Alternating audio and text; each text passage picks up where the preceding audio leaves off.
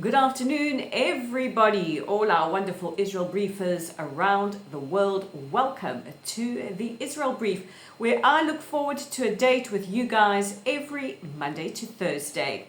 And as always, we brought to you in partnership with these guys, Lay of the Land. And if you want to read more of our original content that we publish on our website and in our weekly newsletter, please be in touch with us via our website, and more details about that coming up.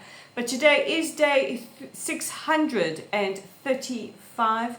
We are getting ominously close to day 650, and we are so hoping for some kind of a deal that will see the release of all of our 50 remaining hostages. We cannot forget about our hostages, even though the world does for 1 second. We are here to remind the world that there are still 50 hostages being held captive in unbearable, horrific conditions in Gaza. They must all be released now.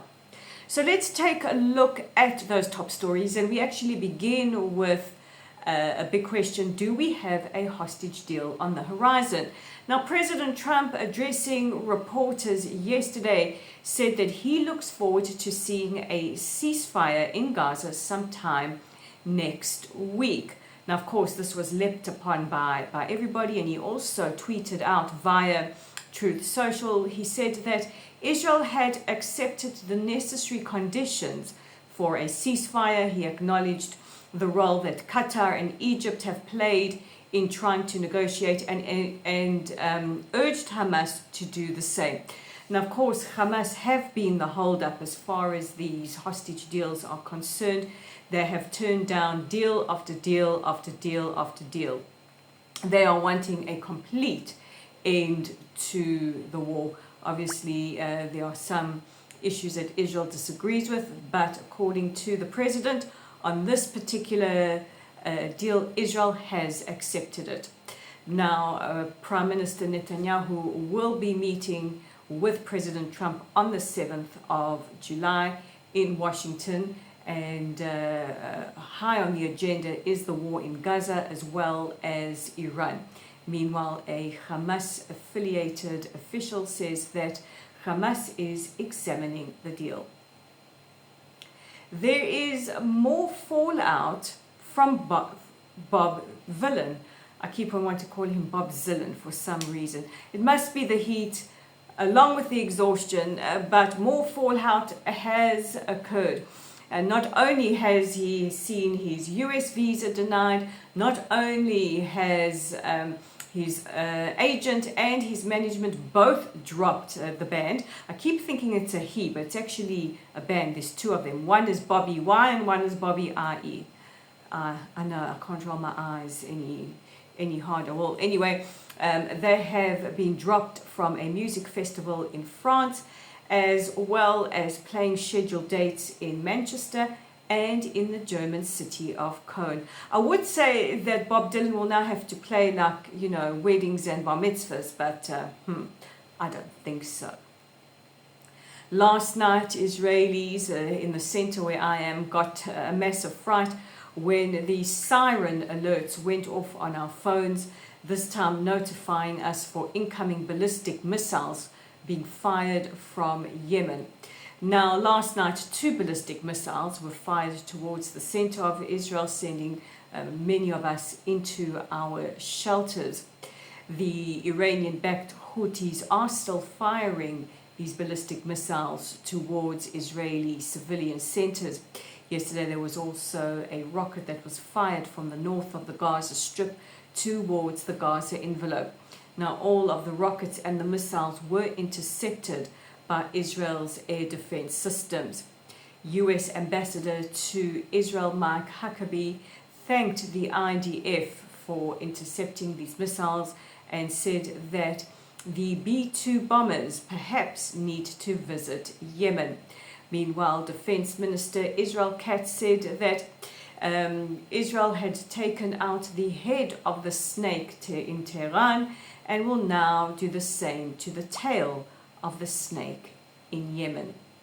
And finally, the artist known as Ye, I call him Ye Dolph, some of you might call him Kanye West, has had his visa for Australia revoked. Now, according to Australia's Home Affairs Minister Tony Burke, he said that if you are going to have a song called Heil Hitler, well, we don't need that kind of narcissism in Australia, and that Australia had enough problems without importing bigotry. So I guess that Australia is a no-go area for Yadov, which kind of complicates things because his wife, Bianca Censori, she who favors wearing absolutely nothing and is not afraid to show you, she is born and raised in Melbourne, a city that I love, beautiful, beautiful country, Australia. I call it my home away from home, and it's going to be kind of orcs at the family reunion when only one of you is allowed in the country. So those are your top story. Let's take a look at your audience question, and it's actually one that came from Austin in Johannesburg a couple of weeks ago, but I only got the answer today. He asked, when will Eli Sharabi's memoir called Hostage, well in Hebrew it's called Khatuf, when will that be released in English? Now, I was at the mall in Modi'in a little earlier today, and Eli was there signing copies of the Hebrew version. This is the first memoir, this is the first written work, and it's a massive bestseller here in Israel that Eli has shared his absolutely devastating story. Well, speaking to his publisher, she said that God willing, her words, is that it will be released on the 7th of October. So if all goes according to plan, the English version, which I'm sure will be called Hostage, will be released on the 7th of October, and I'm sure it will be sold wherever you get your books. I know I certainly will be buying a copy. I know many of you ask for book recommendations, and I would highly recommend that you read Eli Sharabi's story in his own words. So that's it from me for today, guys. Tomorrow is Thursday, which means Mensch and Moron Day. I've got a few on the list. The list is growing, so get your Menschers and your Morons to me post haste. And don't forget to check our website at www.layoftheland.online. Guys, I think my brain is actually starting to curdle. Our Facebook page is at Lottel Site. Our YouTube channel is right here at the Israel Brief, and we would love it if you hit that red subscribe button. We are a little way away from 2,000 subscribers. Let's get to 2,000 and more. We are on LinkedIn at Raleen Marks, on Instagram at Raleen_Marks, and on X at Lay of the Land 5. So guys, mwah, God bless you all. I really adore you all. And I will see you again tomorrow. Bye for now.